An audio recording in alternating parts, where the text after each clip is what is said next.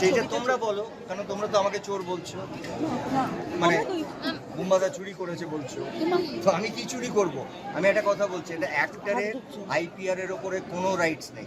যদি কোনো লেখকের কোনো আইপিআর থাকে, যেরকম ফেলুদা কাকাবাবু, সেটার একটা রাইটসের ব্যাপার থাকে।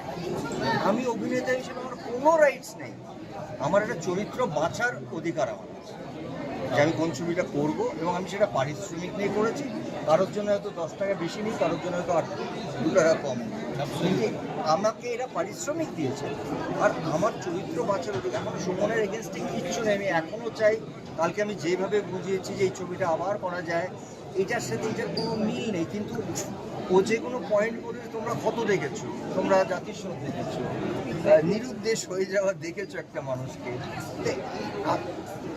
আমি জানি না, কিন্তু আমার যেটা সুমনের প্রতি আমার রাগ নেই, মানে আমার কষ্ট নেই, আমি ওর অভিমান ভাঙানোর জন্য প্রসেস। কিন্তু আমি যেটা চাই যে বাকি অনেক মানুষরা চোর করে দিয়েছে। আমার মনে হয় 40 বছর কাজ করার পর একটা অভিনেতা, আমাকে কোনো চুরি করে একটা চরিত্র করতে হবে, বোধহয় এটা আমি ডিজার্ভ করি না। কারণ অনেক নতুন প্রজন্মের মানুষরা আমার কাছে আসেন, তারা তাদের মনের কথা বলেন, তাদের গল্প শোনান। এবার তাদের মধ্যে প্রশ্ন যাচ্ছে যে আমি তাদের চরিত্র বা গল্প চুরি করবো। আমি গল্প চুরি করে কী করবো, কোথায় যাব, কেন করবো? কারণ আমি প্রডিউসারও নই, ডিরেক্টরও নই, মেকারও নই, আমি একজন অভিনেতা। হ্যাঁ, অভিনেতা হিসেবে আমার স্বাধীনতা আছে, যে কোনো অভিনেতা স্বাধীনতা আছে বাঁচার, যে আমি এই ছবিটা করব।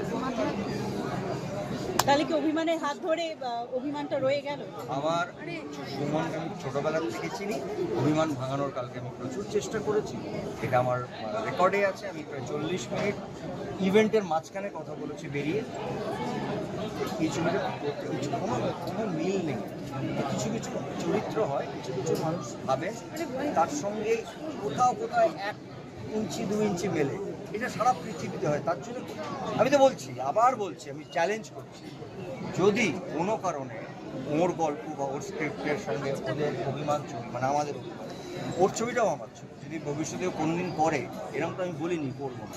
যদি গল্প মেলে, চরিত্রায়ন মেলে, গল্পই যদি আলাদা হয়, যেটা ও নিজেই লিখেছে, তাহলে তো চরিত্র আলাদা হবে। আর এটা তো সবাই এখন বেরিয়ে বলছে এটা বাবা ছেলের গল্প। দাদা, সুমনদার এই পোস্টার পর তুমি কি যোগাযোগ করেছিলে বা ভুল ভাঙানোর চেষ্টা করেছিলে? পোস্টের পরে কালকে আমি একটা মেল পেয়েছিলাম, মেলের পরে আমি ওকে বলেছিলাম ওর টাইমটা তো আলাদা, তোর টাইম মতন ফোন করিস। কবে ফোন করেছিল তখন আমি এই কথাগুলো বলেছি।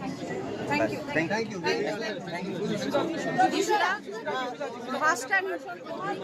শিশুকে কংগ্রেচুলেট করো অভিমান নিয়ে, ছবি দেখে সবাই দারুণ লাগছে। ব্যাস, তুমি কতটা অভিমানী?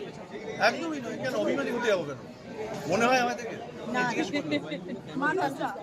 আরে সুমনদার প্রতি সুমনদার প্রতি আমি কি বলবো সুমনদার প্রতি? সুমনদার সিনিয়র, আর I love him. Thank you. বেশ, এই যে